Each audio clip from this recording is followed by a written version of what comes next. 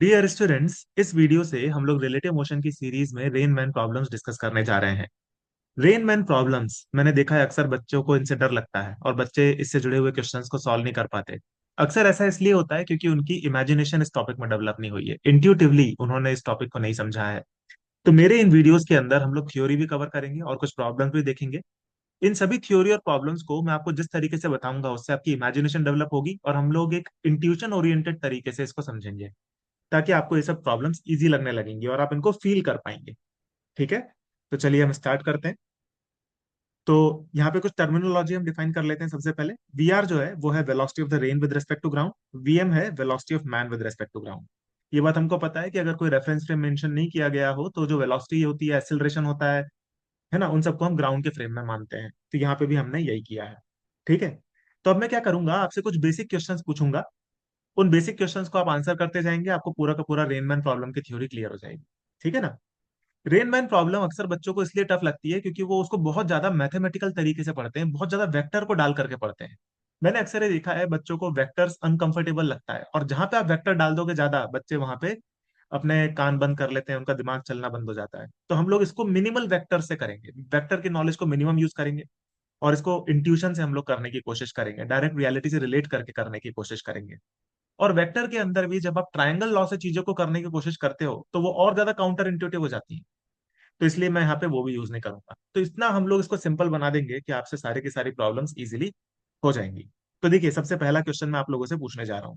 सबसे पहला क्वेश्चन ये है कि मान लीजिए रेन है, ये रेन ड्रॉप का मैंने डायग्राम बनाया हुआ है। ये वर्टिकली डाउनवर्ड्स गिर रही है। ठीक है, तो मैंने यहाँ पे इसको लिखा हुआ है, rain drop is falling vertically downwards. ठीक है, फिर उसके बाद में मैन जो है वो नहीं चल रहा, मैन की वेलोसिटी जीरो है। तब क्वेश्चन ये है कि इस मैन को अगर अपने आप को रेन से बचाना है तो इसको अम्ब्रेला को किस तरह से पकड़ना पड़ेगा, ये क्वेश्चन है। ठीक है, मैं होप कर रहा हूँ आप सब लोगों ने सोच ही लिया होगा। बहुत सिंपल सा क्वेश्चन है और इसका बहुत सिंपल सा आंसर है कि वर्टिकली अगर डाउनवर्ड रेन गिर रही है और मैन चल ही नहीं रहा है तो उसको जो अम्ब्रेला पकड़ना पड़ेगा वो कुछ इस तरह से पकड़ना पड़ेगा अपने आप को बचाने के लिए, क्योंकि रेन नीचे आ रही है तो वो vertically direct opposite to the rain drops का जो डायरेक्शन होता है उसमें हम लोग अम्ब्रेला को पकड़ते हैं। अगर रेन ड्रॉप्स डाउन दिख रही हैं, आ रही हैं, तो हम लोग अम्ब्रेला को अपवर्ड डायरेक्शन में पॉइंट आउट करेंगे। ठीक है ना, तो इस तरह से वो अम्ब्रेला को पकड़ लेगा, यानी कि यहाँ पे जो अम्ब्रेला पकड़ा जाएगा वो होगा वर्टिकली अपवर्ड्स। ठीक है ना, वर्टिकली अपवर्ड्स अम्ब्रेला। तो ये तो बहुत सिंपल था, क्लियर हो गया। इसी तरीके के सिंपल क्वेश्चन मैं आपसे आने वाले पेजेस में भी पूछूंगा, आपको ये पूरा टॉपिक क्लियर हो जाएगा। ठीक है, अब हम नेक्स्ट केस देखते हैं। नेक्स्ट केस ये है कि मान लीजिए रेन ड्रॉप्स गिर रही हैं वर्टिकली डाउनवर्ड्स इस तरीके से, और आदमी जो है वो चल रहा है राइट डायरेक्शन में वीएम वेलोसिटी से। तो हमसे ये पूछा गया है कि ये जो आदमी है इसको रेन ड्रॉप्स किस डायरेक्शन में आती हुई नजर आएंगी। अब देखो, ये जो क्वेश्चन है, मैंने देखा अक्सर बच्चों को ये क्वेश्चन ही क्लियर नहीं होता। बच्चे सोचते हैं कि जब रेन ड्रॉप ऊपर से नीचे गिर रही है तो आदमी चले नहीं चले उससे रेन ड्रॉप का डायरेक्शन थोड़ी चेंज हो जाएगा, रेन ड्रॉप तो अभी भी नीचे ही गिर रही होगी। तो जब हमसे ये क्वेश्चन पूछा जा रहा है कि जब आदमी चलने लगेगा राइट डायरेक्शन में तो रेन ड्रॉप किस डायरेक्शन में आती हुई दिखेगी, तो बच्चों को लगता है कि वो तो वर्टिकली डाउनवर्ड ही दिखनी चाहिए। उसका डायरेक्शन क्यों चेंज होगा, क्योंकि रेन ड्रॉप तो हमारे ऊपर थोड़ी डिपेंड करती है कि वो कहाँ गिरेगी, वो तो अपने हिसाब से नीचे गिर रही है तो नीचे ही गिरती रहेगी। हमारे चलने नहीं चलने से कोई फर्क नहीं पड़ता। ये बच्चे कई बार इसमें क्वेश्चन पूछते हैं। तो देखिए, यहीं पे अगर आपको एक कोर पॉइंट क्लियर हो गया तो आपको रेन मैन प्रॉब्लम्स में प्रॉब्लम नहीं आएगी। ठीक है, तो देखो यहाँ पे आपको एक चीज समझनी पड़ेगी कि यहाँ पे आपको थोड़ा रियलिटी से रिलेट करना पड़ेगा। तो मैं आपको कुछ एग्जांपल देता हूँ, उससे आप इस टॉपिक को और अच्छे से समझ पाएंगे। मान लीजिए आप बारिश में निकल गए हो बिना छतरी के। ठीक है, तो आप मान लीजिए अगर आप एक जगह पे, बारिश ऊपर से नीचे गिर रही है और आप बारिश में जस्ट खड़े हुए हो, तो आपके सर पे बारिश गिरती है कि नहीं, आपके सर के ऊपर से बारिश आके गिरेगी। लेकिन मान लीजिए अगर आप उस बारिश के अंदर दौड़ना चालू कर दो, तो क्या होता है, अगर आप बारिश में दौड़ना चालू कर दो तो आपकी बारिश मुंह से भी टकराना चालू हो जाती है। अब क्वेश्चन ये खड़ा होता है कि अगर बारिश वर्टिकली डाउनवर्ड गिर रही थी तो वो आपके मुंह से कैसे टकरा सकती है। ये क्वेश्चन खड़ा होता है ना, कि बारिश अगर ऊपर से नीचे गिर रही थी तो आपके मुंह से तो टकराना नहीं चाहिए उसको, है कि नहीं। तो इसको आप कैसे एक्सप्लेन करोगे। तो इसको एक्सप्लेन ऐसे किया जाता है कि ऐसा नहीं है कि देखो, मान लो ये बारिश की बूंद है, तो बारिश की बूंद तो नीचे जा रही थी वी आर वेलोसिटी से, आप जा रहे थे वीएम वेलोसिटी से राइट डायरेक्शन में, तो ऐसा नहीं है कि बारिश की बूंद आकर के आपसे भिड़ गई, ऐसा नहीं हुआ। आपने जाकर के अपने मुंह को बारिश की बूंद से टकरा दिया, ये हुआ है एक्चुअली में। ये तो बारिश थी, ये तो इस बात से अनजान थी कि आ- आप भी आ रहे हो और उसको इस बात से मतलब नहीं है कि वो आपके आकर के मुंह से टकराए। ठीक है ना, बारिश को इस बात से कोई इंटरेस्ट नहीं है कि वो आकर के आपके मुंह से टकरा जाए। आपने जाकर के अपने मुंह को बारिश से टकरवा दिया, या फिर आपने अपने मुंह को बारिश से भिड़ा दिया, ये हुआ है यहाँ पर। ठीक है ना। तो यहाँ पे हुआ क्या कि जब आप दौड़ रहे हो तो आपके पास में एक हॉरिजॉन्टल वेलोसिटी है जिससे आप बारिश की तरफ दौड़ रहे हो, तो आप जाकर के बारिश से भिड़ गए, और आप फिर आप बोलते हो कि बारिश मेरे मुंह से आके टकरा गई। ऐसा नहीं हुआ है, इसका उल्टा हुआ है, आपका मुंह जाकर के बारिश से भर गया है। ठीक है। तो इसी को अगर हम जब फिजिक्स की लैंग्वेज में कन्वर्ट करने की कोशिश करते हैं तो इसको इस तरह से बोला जाता है कि आपके रिलेटिव बारिश के पास में अब एक हॉरिजॉन्टल वेलोसिटी भी आ गई है। देखिए, आपने अगर रिलेटिव मोशन के मेरे सारे वीडियोस देखे हो तो उसमें जो शुरुआती वीडियोस थे उसमें मैंने एक बात बोली थी कि एक ऑब्जर्वर हमेशा अपने आप को रेस्ट पे मानता है, वो ये मानता है वो नहीं चल रहा है, पूरे का पूरा वर्ल्ड या पूरा यूनिवर्स उसके रिलेटिव चल रहा है। तो ये जो आदमी है ये भी यही मानेगा। ये जो आदमी है ये मानता है कि मैं तो ऑब्जर्वर हूँ, यानी कि मैं तो चलूंगा नहीं, यानी कि ये रेन ड्रॉप्स मेरे रिलेटिव चल रही होंगी। यानी कि आदमी को जो रेन ड्रॉप्स की वेलोसिटी दिखाई पड़ेगी वो वही होगी जो कि रेन ड्रॉप्स की मैन के रिलेटिव वेलोसिटी होगी। ठीक है ना। तो इसलिए ये कोर पॉइंट है, इसको अभी हम डायग्रामेटिकली भी समझेंगे।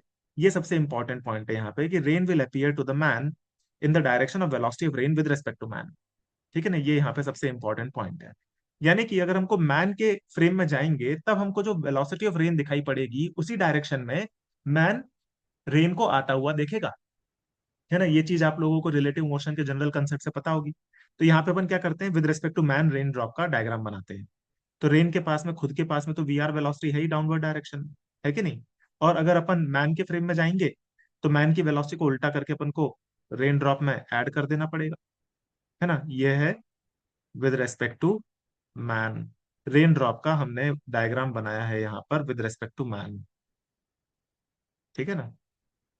तो इस डायग्राम में हमको ये समझ में आ रहा है कि हमने क्या किया, मैन की वेलोसिटी को उल्टा करके रेन ड्रॉप को दे दिया। तो अब रेन ड्रॉप के पास में लेफ्ट डायरेक्शन में भी एक वेलोसिटी आ गई। ये हमने लेफ्ट डायरेक्शन में क्यों दिया, तो ये रिलेटिव मोशन के बेसिक कंसेप्ट जो मैंने अपने पुराने वीडियोस के अंदर बताए हैं वहां से आपको क्लियर होगा कि जब भी हम एक ऑब्जर्वर के फ्रेम में जाते हैं तो उससे जुड़े हुए जितने भी वेक्टर्स हैं उसको उल्टा करके पूरे के पूरे हम यूनिवर्स में ऐड कर देते हैं। तो यही काम हमने यहाँ पे किया है। मैन के पास में वेलोसिटी थी राइट डायरेक्शन में, तो हमने मैन को रोक दिया ताकि मैन के रिलेटिव हमको बाकी के यूनिवर्स का मोशन मिल जाए। तो मैन को रोकने के लिए हमको क्या करना पड़ेगा, मैन को रोकने के लिए हमको मैन की वेलोसिटी को उल्टा करके इस रेन ड्रॉप को देना पड़ेगा लेफ्ट डायरेक्शन में, वही हमने किया है यहाँ पर। ठीक है। तो फिर इस रेन ड्रॉप का जो रिजल्टेंट वेलोसिटी आएगी वो आएगी इधर की तरफ, और ये होगी velocity of rain with respect to man. है ना, ये है velocity of rain with respect to man, और इसी डायरेक्शन में रेन ड्रॉप्स इस मैन को आती हुई दिखाई देंगी। तो अब आदमी को क्या करना पड़ेगा, अगर अपने आप को इसे बचाना है इस रेन से, इसके अपोजिट डायरेक्शन में अम्ब्रेला को पकड़ना पड़ेगा इस तरीके से। ठीक है ना, इसके अपोजिट डायरेक्शन में मैन इस तरह से अम्ब्रेला को पकड़ेगा तब वो रेन से बच जाएगा। अब हमसे कई बार ये पूछा जाता है कि उसको, आदमी को जो है वर्टिकल से कितने एंगल पर अम्ब्रेला को पकड़ना पड़ेगा, तो हमको ये वाला एंगल लेट से थीटा निकालना है। अगर ये एंगल थीटा है तो हमको पता है ये वाला एंगल भी थीटा हो जाएगा। तो अब आपको सिंपल वेक्टर की नॉलेज से पता है कि टेन थीटा क्या होता है, दूर वाला कंपोनेंट अपॉन पास वाला कंपोनेंट, तो velocity of man upon velocity of rain. ये आप कर दोगे तो आपको मिल जाएगी टेन थीटा की वैल्यू, टेन थीटा आ जाएगा तो आपको थीटा आ जाएगा, थीटा आ जाएगा यानी कि आपको ये मिल जाएगा कि आदमी जो है वो अम्ब्रेला को वर्टिकल से कितने एंगल पर पकड़ेगा। तो ये इस तरीके के प्रॉब्लम्स बनते हैं जो कि अब आप इजीली सॉल्व कर पाएंगे, है कि नहीं। तो मैं होप कर रहा हूं कि आपको ये वाला कंसेप्ट क्लियर हो गया होगा, जो इसके अंदर मैंने आपको बताया कि rain will appear to the man in the direction of velocity of rain with respect to man. आप रेन ड्रॉप की रिलेटिव वेलोसिटी मैन के रिलेटिव निकाल लीजिए, और उसी डायरेक्शन में रेन ड्रॉप्स मैन को आती हुई दिखाई दिखाई देंगी। और अपने आप को अगर उसे रेन को बचाना है तो उसी के एक्जैक्टली अपोजिट डायरेक्शन में मैन को अम्ब्रेला पकड़ना पड़ेगा। ये कोर कंसेप्ट है यहाँ पर। ठीक है, तो मैं होप कर रहा हूँ ये आपको क्लियर हो गया होगा। अब इसके अंदर हम लोग नेक्स्ट केस देखते हैं, रेन प्लस विंड का केस। मान लीजिए बारिश भी हो रही है, हवा भी चल रही है, तो क्या होगा। तो देखिए, अगर हवा चल रही होगी तो क्या होगा, बारिश की बूंदों को हवा की वेलोसिटी भी मिल जाएगी, विंड की वेलोसिटी भी मिल जाएगी। यानी कि अगर अब यहाँ पे आप ये रेन ड्रॉप्स की वेलोसिटी देखो, तो देखो यहाँ पे मैंने इंडिकेट किया हुआ है कि मैन जो है वो राइट डायरेक्शन में जा रहा है, रेन जो है वो डाउनवर्ड डायरेक्शन में आ रही है, और विंड जो है वो राइट डायरेक्शन में चल रही है। वीडब्ल्यू जो है वो है वेलोसिटी ऑफ विंड। तो यहाँ पे हम क्या करेंगे, पहले तो हम रेन ड्रॉप की अफेक्टिव वेलोसिटी बना लेते हैं। तो ये है रेन ड्रॉप, इसके पास में डाउनवर्ड डायरेक्शन में है वी आर, राइट डायरेक्शन में इसके पास में आ जाएगा वीडब्ल्यू। जो विंड की वेलोसिटी है वो तो रेन ड्रॉप को एज इट इज मिल जाएगी। जैसे अगर मान लीजिए रेन ड्रॉप वर्टिकली डाउनवर्ड गिर रही है और विंड जो है वो राइट डायरेक्शन में चल रही है, तो उसके कारण क्या होगा कि रेन ड्रॉप को एक राइट डायरेक्शन में भी वेलोसिटी मिल जाएगी in addition to downward velocity. तो इन दोनों का जो रिजल्टेंट होगा ये हो जाएगा velocity, effective velocity of rain with respect to ground. अब अपन क्या करेंगे कि अब हमसे पूछा जाएगा, मान लो कि इस कंडीशन के अंदर मैन को कितने एंगल पर वर्टिकल से अम्ब्रेला पकड़ना पड़ेगा अपने आप को रेन से बचाने के लिए। तो इस केस में हम क्या करेंगे, अब हम ये तो है रेन ड्रॉप की velocity, effective velocity in presence of wind, जो अभी हमने डायग्राम बनाया है। तो अब हमको दूसरा डायग्राम बनाना होगा जिसके अंदर हम ये निकालेंगे कि जो रेन ड्रॉप है उसकी मैन के रिलेटिव वेलोसिटी क्या होगी। तो इसके लिए हमको मैन के फ्रेम में जाना पड़ेगा।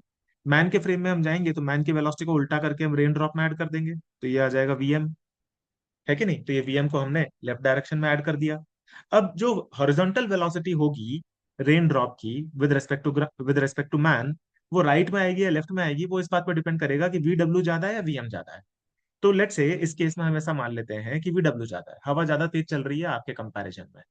ठीक है, तो उस केस में हम क्या बोल सकते हैं कि यहाँ पे अफेक्टिव डायग्राम कैसा बन जाएगा रेन ड्रॉप का। अफेक्टिव डायग्राम रेन ड्रॉप का ऐसा बन जाएगा, ये हो जाएगा वी डब्ल्यू माइनस वी एम, ये हो जाएगा वी आर, और इनका जो रिजल्टेंट आएगा वो कुछ इस डायरेक्शन में आ जाएगा, है ना।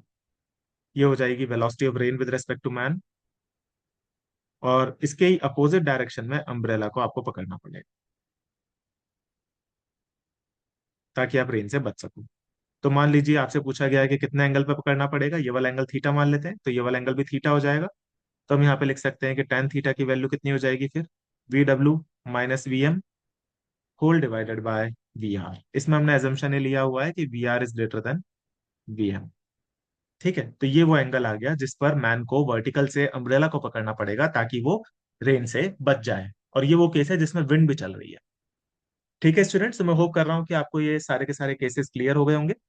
ये काफी इंटरेस्टिंग केसेस हैं, और जिस तरह से हमने इनको समझा है, देखिए यहाँ पे हमने ना तो कोई ट्रायंगल लॉ यूज किया, ना कोई वेक्टर की ज्यादा नॉलेज यूज की, है ना। अगर आपको ये सब क्लियर हो गया है तो आप इस तरीके से इंट्यूटिवली आप सारे के सारे क्वेश्चन रेनमैन प्रॉब्लम्स के कर सकते हैं। इस वीडियो की इमीडिएटली बाद मैंने कुछ प्रॉब्लम्स भी डिस्कस किए हैं रेनमैन प्रॉब्लम्स पर, उनको भी आप लोग देखिए ताकि आपको इनका एप्लीकेशन भी समझ में आ जाएगा कि ये जो कंसेप्ट मैंने आपको बताया इनको अप्लाई कैसे किया जाता है। ठीक है स्टूडेंट्स, और ये सारे के सारे वीडियो एक प्लेलिस्ट की फॉर्म में, रिलेटिव मोशन की एक प्लेलिस्ट है उसके अंदर ये सारे के सारे वीडियोस अवेलेबल हैं।